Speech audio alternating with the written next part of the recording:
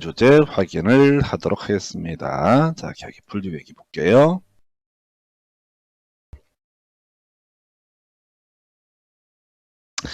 자, 이번 시간에는 이제 계약의 분류에 관한 주제 보도록 합니다. 앞에서 이제 논의할 때 우리가 계약의 성립이라고 하는 것은 뭐가 있었죠? 바로 청약이라는 개념이 하나가 있었죠. 그래서 자, 불특정 다수에 대한 청약이라고 하는 거 유효했었고요. 자, 또 하나가 도달하면 기본적으로 청약한 효력이 발생한다라고 설명을 드렸습니다. 두 번째요. 자, 여기 대응해서 자, 의사표 시 합치가 이루어지기 위해서 승낙이라고 하는 거, 불특정 다수에 대한 승낙은 인정되지 않았던 것이고요. 기본적으로 승낙도 도달주의로 봐야 되는데 격지적인 계약이라고 하는 것은 이때는 자, 바로 도달했던 전제에서 발신되게 되면 그때 계약은 성립하게 된다라고 이렇게 얘기를 합니다. 그래서 우리 앞에서 이제 전체 그림 볼 때는 계약의 성립이라고 하는 거 유효와 무효와 취소의 문제로 해석을 해봤었고요. 자, 우리 계약법 파트에서 논의하게 되는 계약의 분류라는 개념에 대해서 확인을 하게 됩니다. 그래서 자, 먼저 민법의 계약의 종류로서 규정이 되어 있느냐 여부에 따라서 두 가지로 대별을 해 보게 됩니다. 그래서 우리 민법 계약법 파트에서는요, 자, 계약의 종류라고 하는 것을 14개인가요? 예, 14개를 규정을 해 놓고 있습니다. 그래서 이걸 우리가 이름하여 전형 계약이라고 얘기합니다. 그래서 하도 많이 이루어지는 계약 유형이기 때문에 어디다가 민법에다 미리 예시를 해 놓은 거, 이걸 우리가 전형 계약 14개인데 외우실 수도 없고 외워지지도 않습니다. 그죠? 이슈가 되는 게 매매, 교환, 임대차라고 하는 거, 이게 대표적인 케이스가 되게 됩니다. 다음에 이제 기출할 때 한번 분석을 드리겠지만 비전형 계약으로서 중개 계약이라는 개념이 있게 됩니다. 그래서 이건 이제 민법에 규정되어 있지 아니한 계약을 얘기하는 거죠. 중개 계약은 어디서 주로 이슈가 되냐면 공인중개사법을 가서 보게 되면 이런 식이죠. 중개업자가 자, 개업 공인중개사가 되겠죠. 그래서 중개사무소에 쭈그려 앉아 있습니다. 그럼 누가 이 매물을 자, 지금 팔아달라 또는 사달라라고 이렇게 의뢰를 하게 됩니다. 그럼 이제 소속 공인중개사나 개업 공인중개사 뭐 이런 분들이 자, 매물을 등록을 해서 뭐 매도인에 대해서는 매수인을 찾아볼 테고 매수인에 대해서는 매도인을 찾아보겠죠. 그래서 자, 요 과정을 가리켜서 뭐라고 합니다. 중개계약. 그러나 우리 민법에서는 바로 중개계약이라는 것은 규정해 놓고 있지 않고요. 요거는 이제 비슷한 성질의 것으로서 위임계약이라는 개념과 관련이 되어 있습니다. 그래서 전형계약 중에 뭐가 있다? 위임계약이라는 개념이 있다. 그래서 위임계약에서는 나중에 이슈가 되는 것, 30회 때 관련한 쟁점이 나왔는데 선관의무라고 하는 것이 이슈가 되게 됩니다. 그래서 선량한 관리자의 주의 의무라고 해서 잘 가지고 있다가 어떻다 물건을 뭐 돌려주거나 이런 것을 가리켜서 선관의무. 자, 얘기 좀 길어졌는데 이건 별로 중요치 않아요. 지문 1개, 10년 동안 지문 1개 나왔던 거 해서 일단 전형계약, 민법에 예시하고 있는 계약의 유형을 가리켜서 전형계약, 매매, 교환, 임대차라고 부르게 됩니다. 한편 민법에 규정되어 있지 않은 형태의 계약을 비전형계약, 종류 많은데 우리 시험 지문에 중개계약이라는 게 이슈가 됐었죠. 자, 그리고 나서 이건 별로 중요치 않고요. 그 다음 이슈가 될 주제 보도록 합니다. 자, 현실의 급부 여부. 자, 요게 이제 계속 출제 포인트죠. 31회 때 흔들어서 출제가 됐던 바가 있었죠. 해서 자, 지금 계약이라고 하는 것이 청약과 승낙이란 의세 합치가 있으면 기본적으로 다 계약은 성립한다. 이게 대원칙입니다. 예, 이걸 가지고 우리는 뭐라고 부른다? 낙성계약이라는 표현을 씁니다. 또는 낙성계약이 너무 쉬우니까 바로 불요식 계약이라는 표현을 쓰기도 합니다. 자, 가볼까요? 승낙이 있으면 성립하는 계약을 가리켜서 뭐라고 그런다? 낙성 계약이라 부릅니다. 그래서 기본적으로 우리가 공부하는 대부분의 계약은 다 낙성 계약입니다. 그래서 자, 아까 우리 갑소유의 X 부동산에 대해서 친구 을과 병이 있는데 야, 이 부동산을 1억에 사라 라고 불특정 다수에 대해서 청약을 했습니다. 근데 을도 콜, 병도 콜 하게 되면 아까 계약, 매매계약 2개가 성립을 하게 된다. 갑은 을한테도 등기를 넘겨줘야 되고 갑은 병한테도 등기를 넘겨줄 법적 의무가 성립한다. 왜? 계약이 성립했기 때문에. 그리고 을은 갑에게 대금 지급하고 병은 갑에게 대금 지급할 의무가 발생하게 되는 것이다. 이때 계약서 안 써도 자 이렇게 의사의 합치만 있으면 어떻다? 계약은 바로 성립하게 된다. 이렇게 정리를 합니다. 요거 이름을 뭐라 부른다고요? 승낙이 있으면 성립하는 계약, 낙성계약이라는 표현을 쓰게 됩니다. 자, 근데 낙성계약 우리가 이제 보통 중개업 관련해서 대부분 사람들이 착각에 빠지는 공부를 좀 안 하신 분들이 빠지는 함정이 뭐냐면 계약서를 써야지 계약이 성립한다고 생각할 겁니다. 아니요.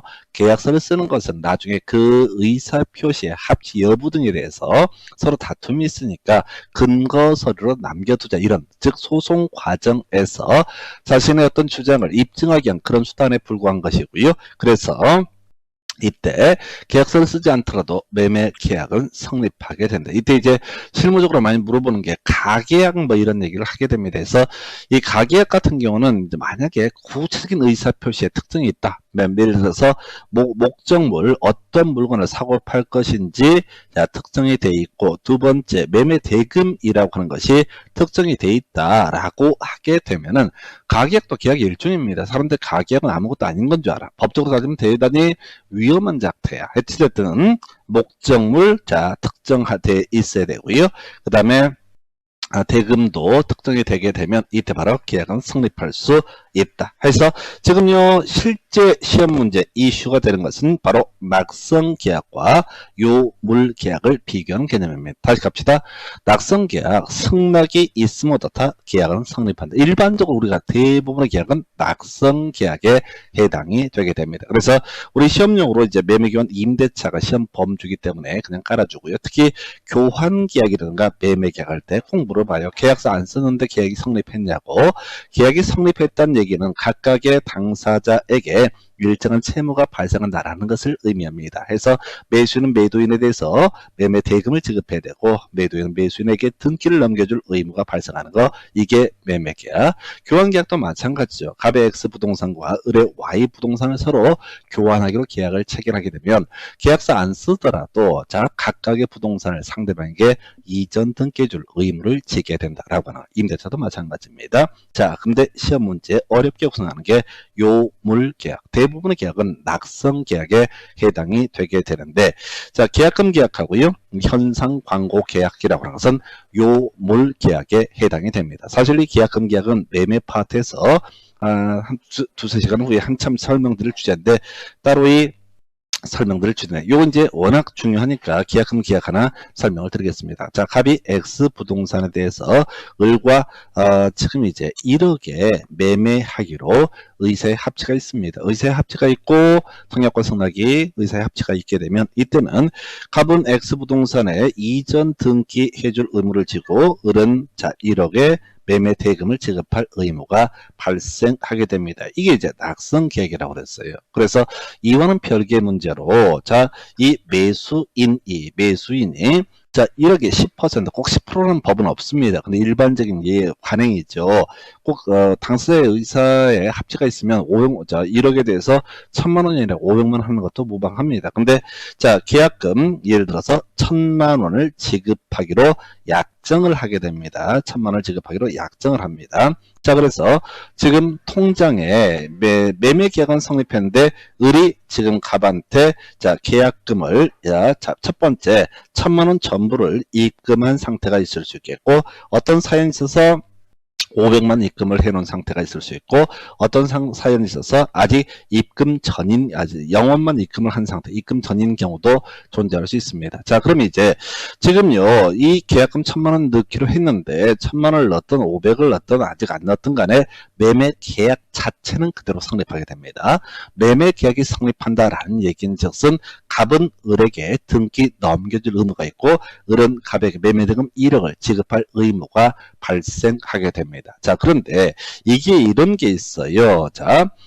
바로 이행기라고 해서 이행기라는 단어를 쓰게 되는데 이게 이제 일반적으로 중도금 지급하는 시기가 되게 됩니다. 자, 그런데 이행기 전까지 소위 해약금에 의한 계약 해제라는 개념이 있을 수가 있습니다. 이게 뭔 소리냐면 만약에 계약금 계약이 요걸 이렇게 정리를 해볼까요?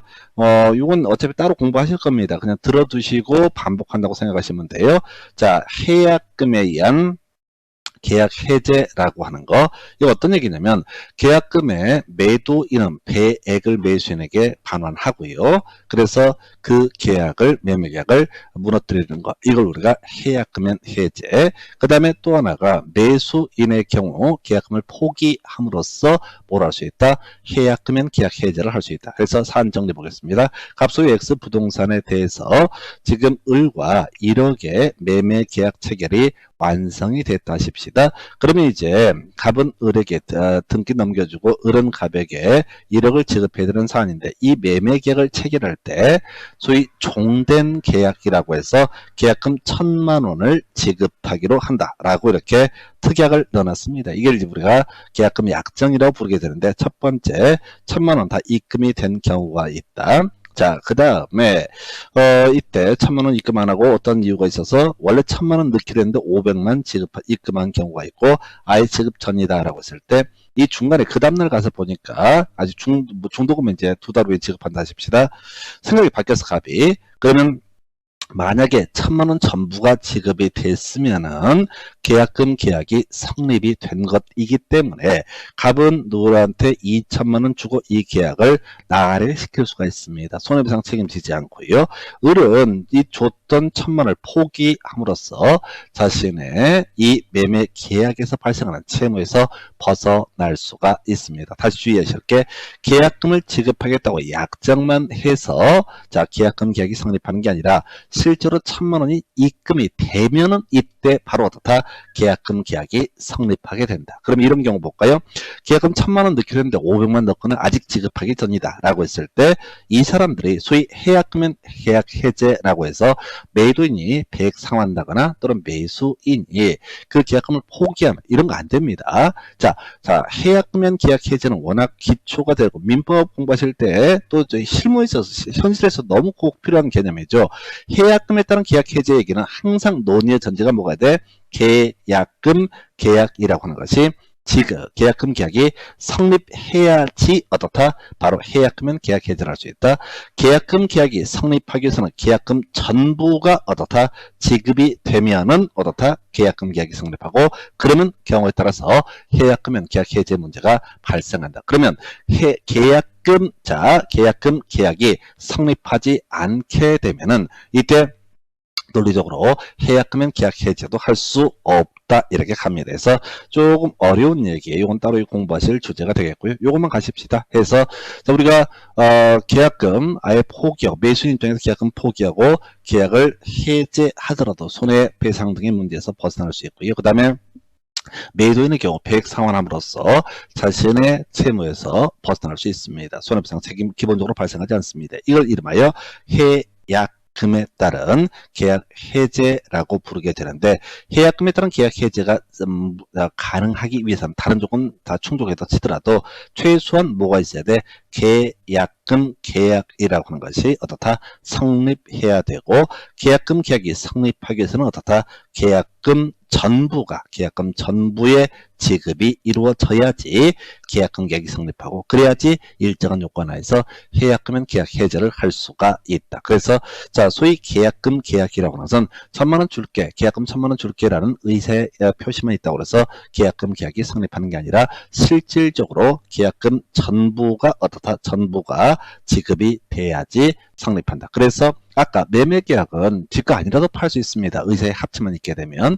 이에 비해서 계약금 계약이라고 하는 것은 매매계약이 종된 계약이 될 것인데, 바로 계약금 전부의 지급이라는 자 현실적인 급부가 있어야지, 자 필요할 요자 물건이란 물자예요. 그래서 실질적인 급부가 있어야지 성립하는 게 계약금 계약이라고 부르게 됩니다. 하나만 더요.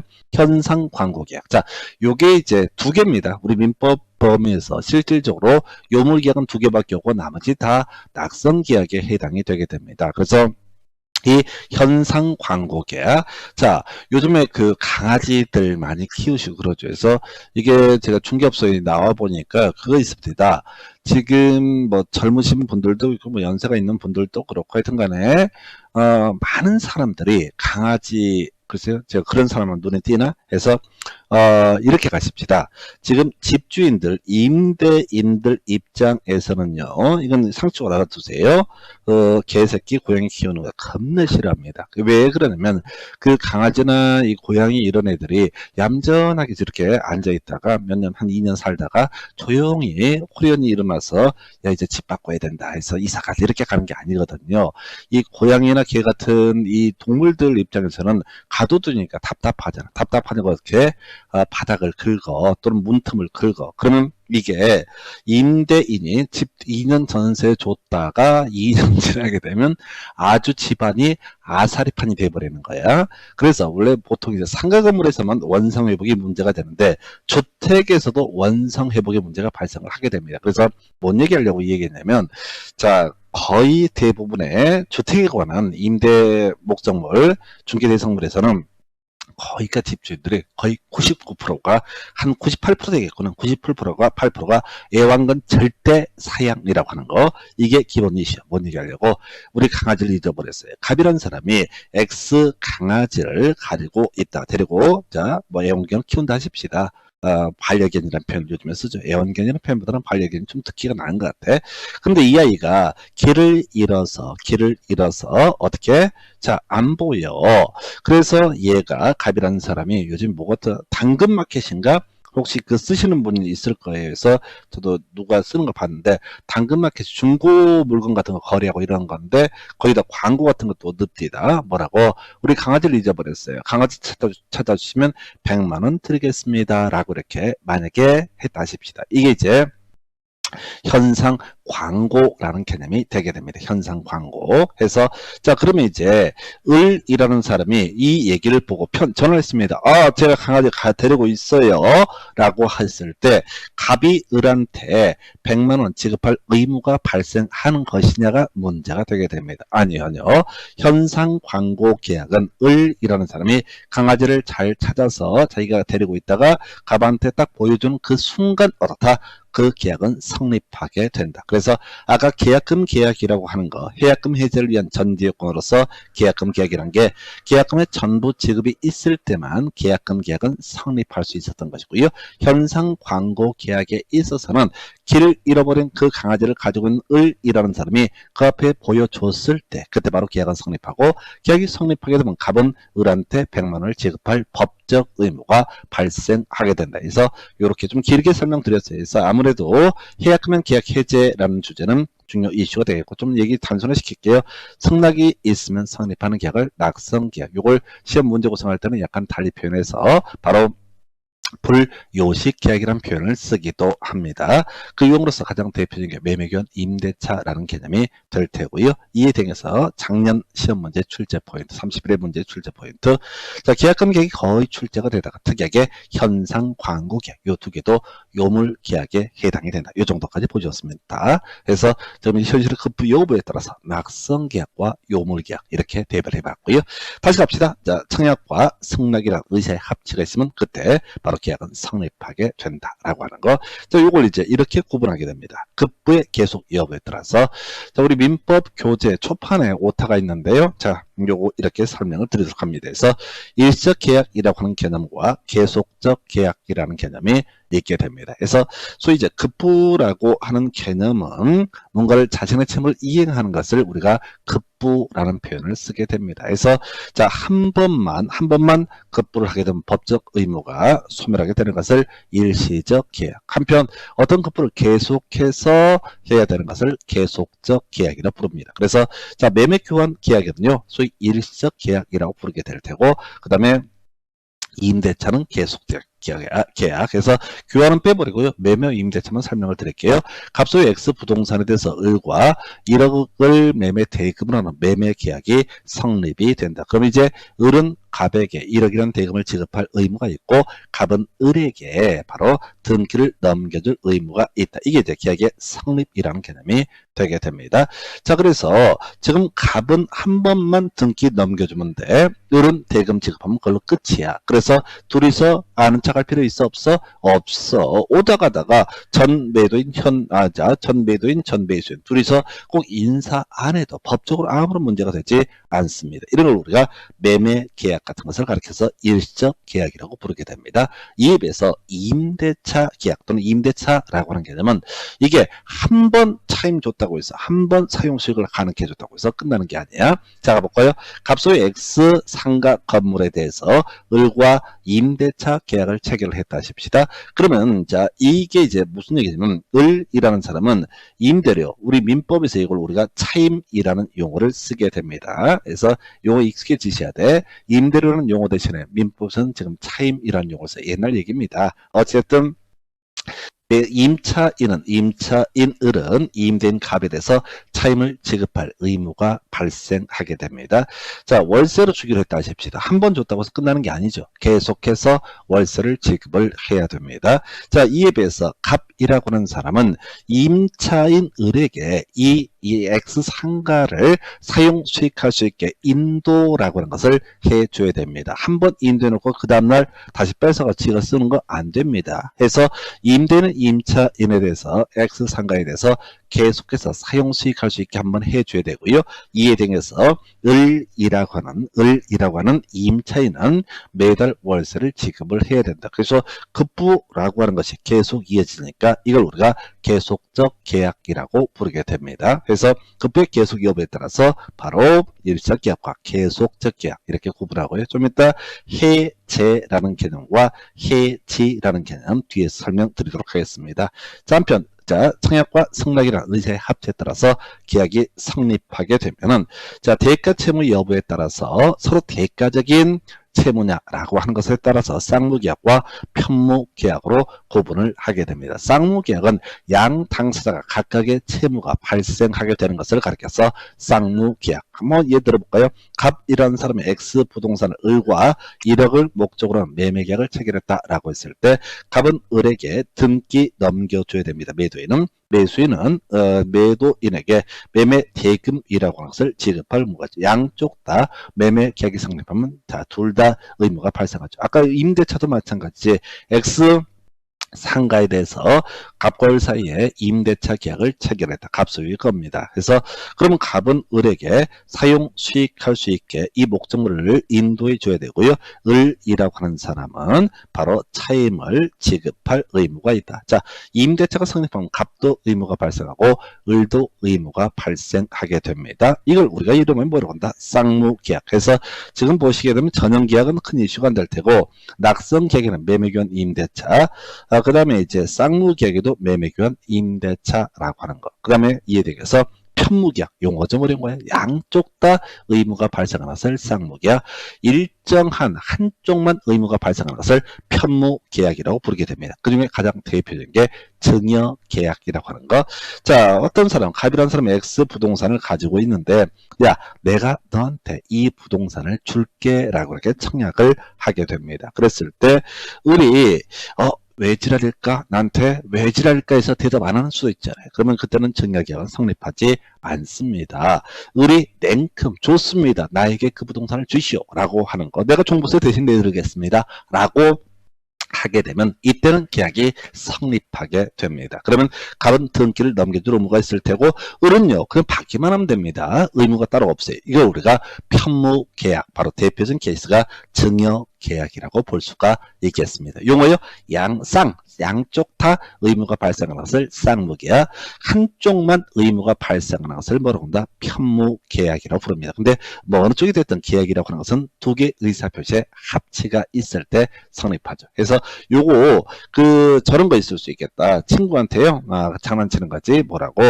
야, 너 우리 집에 15년 된 냉장고 있는데 내가 너한테 그거 줄게 라고 했을 때 갑이 15년 지난 고철입니다. 냉장고를 을에게 주겠다라고 이렇게 의사표시를 합니다. 증의 의사표시를 해요.